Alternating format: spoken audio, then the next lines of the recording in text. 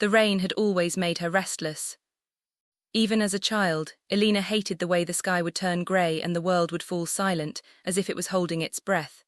But tonight was different. Tonight the silence wasn't peaceful, it was electric. The storm had come uninvited, like every memory she had tried to bury. She stood by the tall windows of the house, no, the mansion, her stepfather's grand countryside estate where she had been forced to return after her mother's sudden passing. She hated this place, too many secrets in the walls, too much tension in the air. And one of those secrets had a name. Raphael. Her stepbrother.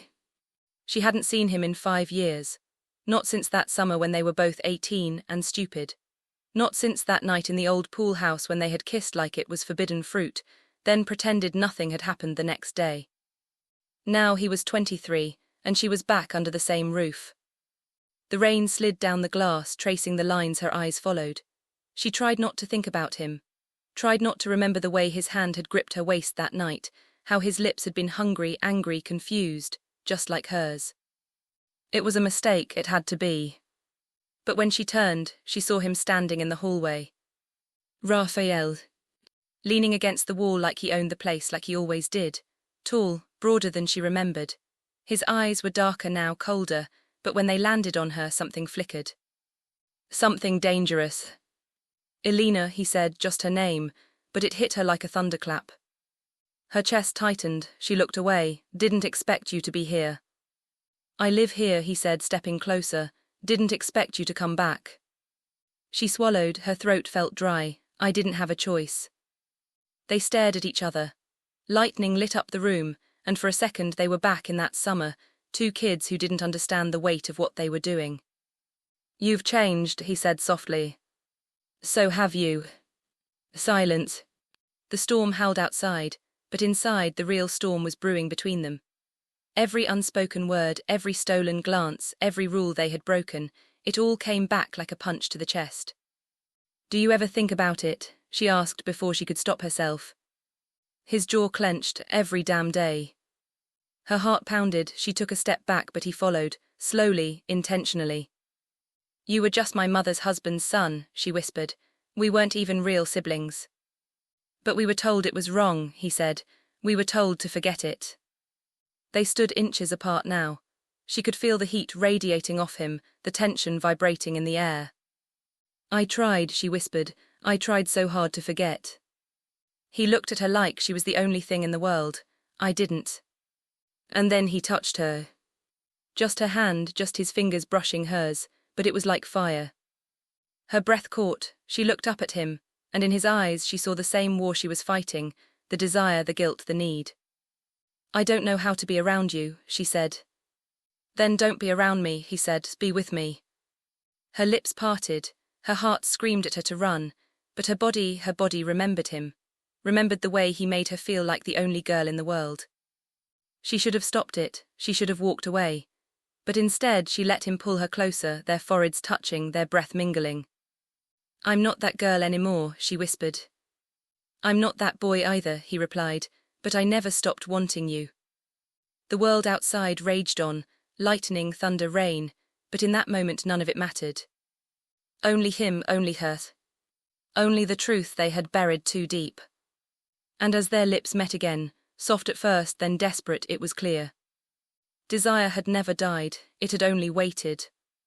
And now it was ready to burn everything down. Elena had never planned to come back to this house. The mansion was too big, too cold, too full of whispers. Every hallway carried echoes of things unsaid, memories she had buried years ago. After her mother's sudden death, she had no choice. Her stepfather, grieving but strict, had insisted she stay for a while. She told herself it was temporary, just a month, maybe less, long enough to handle her mother's belongings and help with the arrangements. Then she would return to her small apartment in the city, where life was simpler, where no one looked at her with the weight of history in their eyes. But fate had other plans. Because Raphael was here. Her stepbrother, her mistake, her secret. From the moment she saw him standing in the hallway on that stormy night, she knew her resolve would crumble. He wasn't the boy she remembered. He was sharper now, harder, his jaw more defined, his shoulders broader, his voice deeper. He carried himself with a quiet dominance, the kind that came from surviving battles no one else knew about. And worse, his eyes still burned with the same fire. Every time their gazes met across the dinner table, every time he brushed past her in the hallway, she felt it. That pull, that forbidden gravity. It started small. She would be in the kitchen, pouring herself a glass of water, and he would walk in shirtless after his morning workout. She, tell herself not to look, but her eyes betrayed her.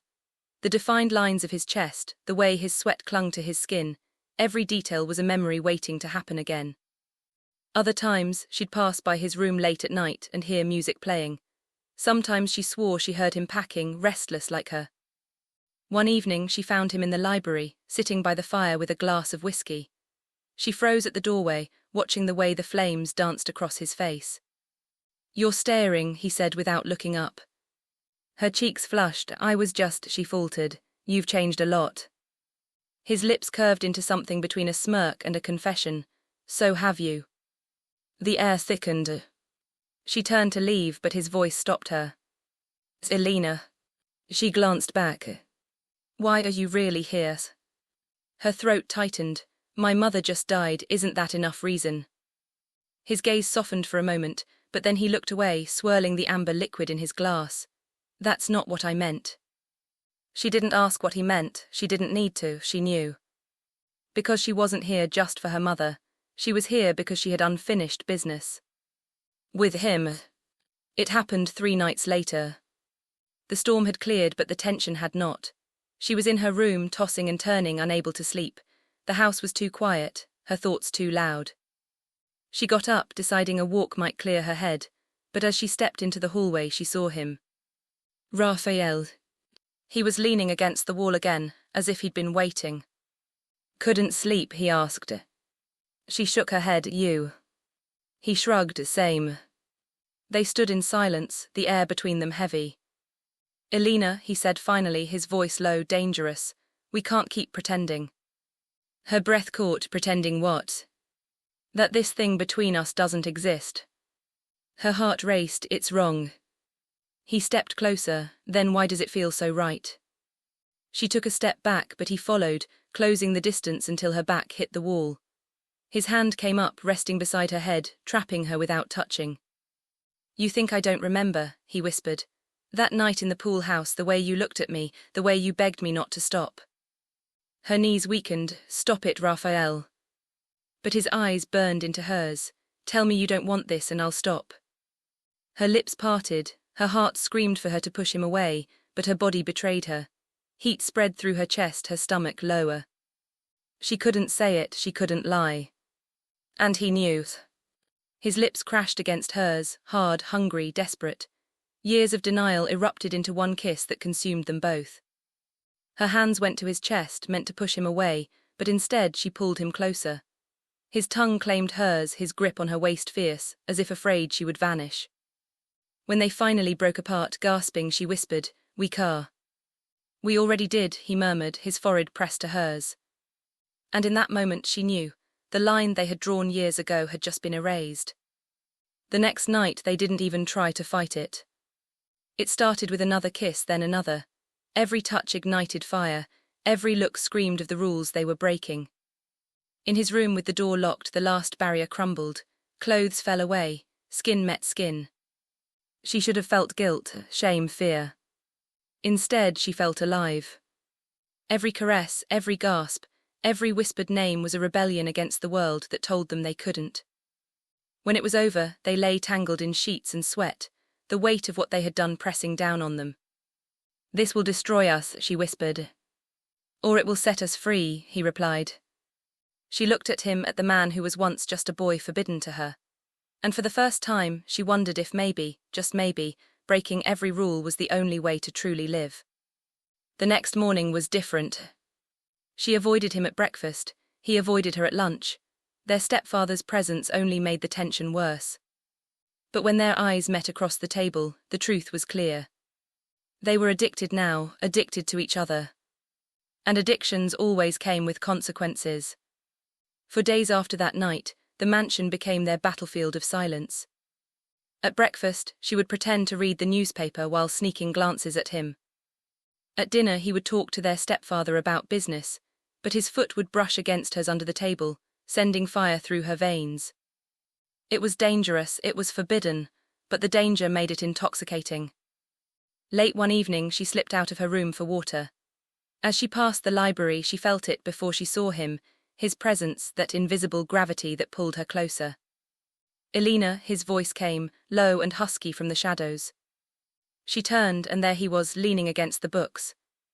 Their stepfather, however, noticed something. "You're quieter than usual," he remarked, glancing at her. "Are you unwell?" Elena's spoon clattered against the saucer. "No, just tired." His sharp gaze shifted to Raphael, who only shrugged and kept eating, his face perfectly composed. But under the table his foot brushed hers, soft, deliberate. She nearly jumped. If their stepfather knew what they were hiding, it would destroy everything. That afternoon, Raphael found her in the music room, sitting by the grand piano her mother used to play. She ran her fingers absent-mindedly across the keys, lost in thought. "Play something for me," he said, leaning in the doorway. She startled, then smiled softly. "I haven't played in years." "Then play anyway." She hesitated, then began a soft melody. It was clumsy at first, but her fingers remembered. As the music filled the room, Raphael walked toward her, his eyes locked on hers. When the last note faded, he was standing behind her, his hands resting on her shoulders. "That was beautiful," he murmured, his lips brushing her ear. Her breath caught, she tilted her head back, and his mouth found hers in a kiss that was deep, slow, claiming. He lifted her from the piano bench, carrying her to the couch by the window. Sunlight streamed in, wrapping them in gold. His hands slid over her curves, his mouth exploring her neck, her collarbone lower.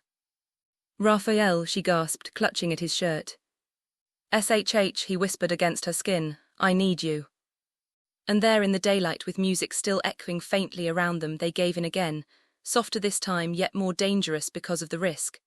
Every moan, every gasp could be overheard, but neither of them cared. When it was over, she lay sprawled against him, her hair tangled, her cheeks flushed. "We're going to get caught," she whispered. "Then let them catch us," he said, kissing her forehead. "I won't hide what I feel for you." Her heart soared and ached all at once. That night the whispers came back. She woke to find the mirror across her room fogged over again. This time the words were clearer, sharper. "You cannot defy blood." Her breath hitched. She scrambled from the bed, wiping the mirror clean, her hands trembling. When Raphael stirred, she forced a smile, pretending nothing was wrong. But inside, dread twisted her stomach. Why did it feel like her mother, or something else, was warning her? Days passed, their passion grew reckless. They stole kisses in the hallways, met in dark corners, and found excuses to be alone. But their stepfather wasn't blind. One evening, as they sat at dinner, his gaze lingered too long on them. The silence stretched, heavy and suffocating. Finally he said, "You two have been spending a lot of time together lately." Elena's heart nearly stopped. Raphael, however, didn't flinch. "She's grieving," he said smoothly. "I'm only making sure she isn't alone." Their stepfather's eyes narrowed. He seemed unconvinced, but he said nothing more. Elena could barely breathe the rest of the night. Later, in the safety of Raphael's room, she broke. "He knows," she whispered, packing. "He's going to find out." Raphael caught her wrist, pulling her into his arms. "Then let him, I'm not ashamed of you." Her eyes filled with tears. "But it's wrong, everyone says it's wrong, and these signs, Raphael, I keep seeing things, warnings, my mother." His grip tightened. "Your mother loved you, she wouldn't want you living in fear." "But what if this destroys us?" she asked, her voice trembling. "Then let it destroy us," he said fiercely, "because I would rather burn with you than live without you." His words broke her. Tears spilled down her cheeks, but he kissed them away. His lips trailed over her face, her jaw, her throat, until her sobs turned into gasps. They made love again, this time with desperation, as if proving to themselves that nothing, not rules, not family, not fate, could tear them apart. Every kiss was a vow, every touch was defiance. When it was over, she clung to him, her body trembling. "Promise me," she whispered, "promise me we'll survive this." He kissed her fiercely. "I promise." But as she drifted into uneasy sleep, a shadow lingered at the edge of the room. Her mother's voice, soft and mournful, whispered in her dreams. He cannot be yours. Elena woke with a cry, clutching Raphael's hand. But when she looked at him, sleeping peacefully beside her, she knew one thing with terrifying clarity. She could never let him go. Even if it meant defying fate itself. Dinner was tense again. The clinking of cutlery echoed like thunder in the silence. Elena avoided her stepfather's gaze, but she could feel his eyes burning into her. Finally, he set his glass down with a thud. I don't like what I'm seeing between you two, he said coldly. Her heart froze. What do you mean? Raphael asked calmly, though his jaw was tight. You're not children anymore, you're not just siblings under one roof, and I see how you look at her, Raphael, his voice sharpened, and how she looks at you. Elena's hand shook so badly she dropped her fork. The sound was deafening. You're imagining things, Raphael said smoothly. But his stepfather's glare was merciless. Am I? The air was so thick Elena couldn't breathe. She excused herself, rushing upstairs before the tears could fall. Later, Raphael slipped into her room. She sat curled on her bed, hugging her knees. He knows, she whispered, we're finished. Raphael knelt in front of her, taking her hands. No, he suspects, but he doesn't know, and even if he did. He'd kill us, she interrupted, her voice shaking. Or worse, separate us forever.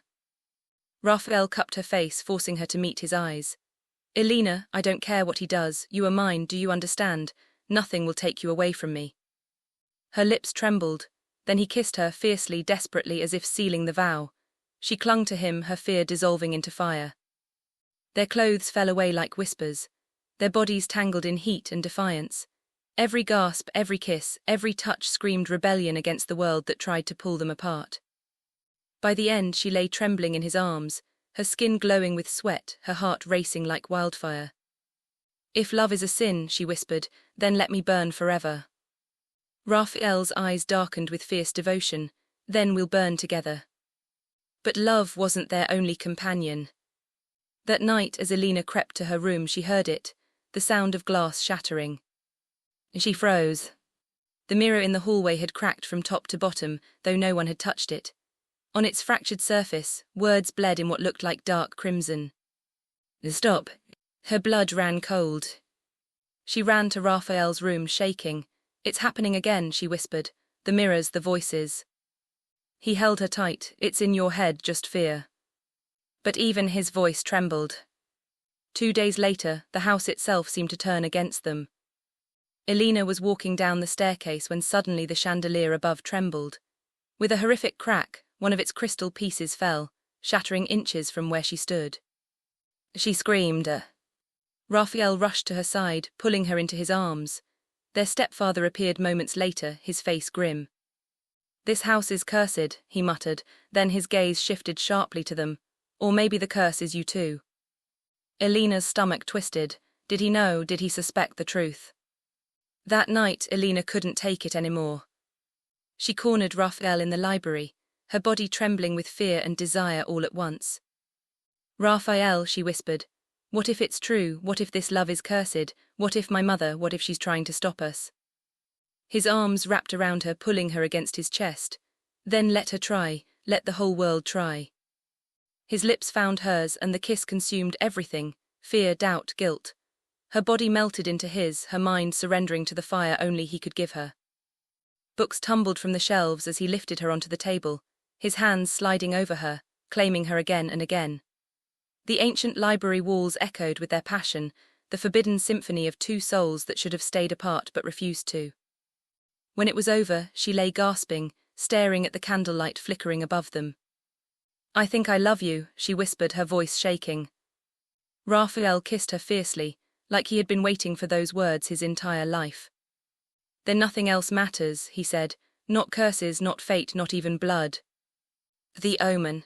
But the house disagreed. That night, Elena dreamed of her mother again. This time her mother stood in the ruined hallway, her face pale, her hands reaching out. If you stay with him, she whispered, her voice trembling with sorrow, you will lose everything. Elena woke sobbing, clutching the sheets. But when Raphael came to her, holding her, kissing her, whispering that it was only a dream, she knew the truth. Even if her mother cursed her from the grave, she could not walk away. She was his, forever. It happened faster than either of them expected. Their stepfather returned home earlier than usual. The library door wasn't fully closed. He pushed it open and froze. Books scattered, candles flickered. And on the oak table, Elena and Raphael tangled in each other's arms, breathless, bare, lost in forbidden heat. For a moment, silence. Then his voice, sharp as a blade. "What is this?" Elena's blood drained cold. She clutched the sheets around her body, trembling. Raphael moved in front of her protectively, his jaw set. "You don't understand," Raphael said firmly. "I understand enough," his stepfather thundered, his face red with fury. "You both of you have brought shame into this house, into this family." Tears burned in Elena's eyes. "It isn't shame," she whispered, "it's love." The words hung in the air like a death sentence. "You will never see each other again," her stepfather growled. "Do you hear me? Never." He dragged Raphael by the collar, slamming him against the wall. Elena screamed, trying to pull them apart. "If you go near her again," he snarled, "I will throw you out of this house with nothing. You'll be dead to me." Raphael's eyes burned with rage, but he said nothing. He only looked at Elena, long, lingering, unbreakable. That look was enough. That night the storm broke. Elena tossed in bed, hearing whispers again. The mirrors trembled, their surfaces rippling as if alive. Shadows moved across her walls, twisting into claw-like shapes. She sat up, clutching her blanket, and saw her mother in the corner again. Only this time her mother was crying blood. "Stop before it consumes you both," Elena screamed. Raphael burst into the room seconds later, pulling her into his arms. "It's the house, it's trying to tear us apart," she sobbed. "Then let it," Raphael growled, kissing her with a fever that bordered on madness. "Let it burn, because nothing will tear me from you." Their bodies collided, desperate, frantic, igniting against the storm outside. Thunder cracked, lightning split the sky, as if the heavens themselves raged against their love. Every kiss tasted like rebellion, every touch like surrender. By the end, Elena lay in his arms, trembling not from fear, but from the overwhelming certainty that she would rather die than lose him. Morning brought no peace. Her stepfather cornered her in the kitchen. His voice was cold, dangerous. "You think this is love, Elena. It's sin, it's poison, and if you don't end it, I will." Her hands shook. "You can't stop us." His eyes narrowed. "Then the house will. It's already starting, can't you see? The accidents, the whispers, your mother's wrath." Elena froze, her mother. "How do you know?" she whispered. Her stepfather's face darkened. "Because I hear her too." That night the supernatural attacks reached their peak. The mirrors all shattered at once, shards raining down like rain. Blood seeped through the walls, forming words. "Sacrifice." Doors slammed, windows rattled. The house itself shook like it was alive. Raphael grabbed her hand. "We have to leave tonight now." Tears streamed down her cheeks. "But where will we go?" "Anywhere, as long as you're with me." He pulled her close, kissing her like it was their last breath. Their bodies came together again in frantic need, as if love was the only shield against the darkness clawing at them. But as dawn neared, the house gave its final warning. The walls cracked open. A scream, inhuman, chilling, echoed through every room. Elena saw her mother's ghost again, pale and broken. "If you choose him, you will lose everything," she wept. Elena shook her head violently, clutching Raphael's hand. "No, I choose him, I choose love." The ghost's face twisted in sorrow, then she vanished. The house fell silent. Only the sound of their racing hearts remained. By sunrise they had packed nothing, just each other. Hand in hand they ran through the iron gates, leaving behind the cursed mansion, the shattered mirrors, and the wrath of a ghost who could not stop them. But as Elena glanced back one last time, she swore she saw her mother's figure in the window, watching, waiting. And for the first time, Elena wasn't sure if the curse had ended, or if it had only just begun. They thought they had escaped. For weeks, Elena and Raphael lived far from the mansion, in a quiet town where nobody knew their names or their sins. They laughed, kissed, and made love beneath new skis, believing the nightmare was finally over. But shadows don't die so easily. Sometimes when Alina looked into the mirror, she swore she saw her mother's reflection staring back. Not with anger, not with sorrow, but with warning. And sometimes when Raphael held her in the dark, the air grew heavy, like the house they had left was still breathing, still watching. Had they broken the curse? Or had they carried it with them? No one could say. All they knew was this: love had saved them once. But would it be enough to save them again? The story does not end here, it never ends. What would you have done if you were Alina? Obey the rules of family and tradition, or risk everything for forbidden love? Do you believe love can conquer curses, or do you think some lines should never be crossed? Was the ghost of Alina's mother truly trying to protect her, or was she the curse itself? Thought balloon, share your thoughts below. Was their love powerful or reckless? Should they have stayed and fought the curse, or run away as they did? Do you think their story ends in happiness, or tragedy yet to come? Pushpin, drop your answers in the comments. I'd love to hear how you interpret their fate. At its core, this story isn't just about forbidden love, it's about choice. The choice to defy rules. The choice to chase passion over fear. The choice to love, even when the world says you shouldn't. But every choice has a price. For Alina and Raphael, that price was the haunting shadow of a curse they may never escape. And maybe that is the truest lesson. Love can save you, but it can also damn you. Final thought for you. So I leave you with this question, dear reader.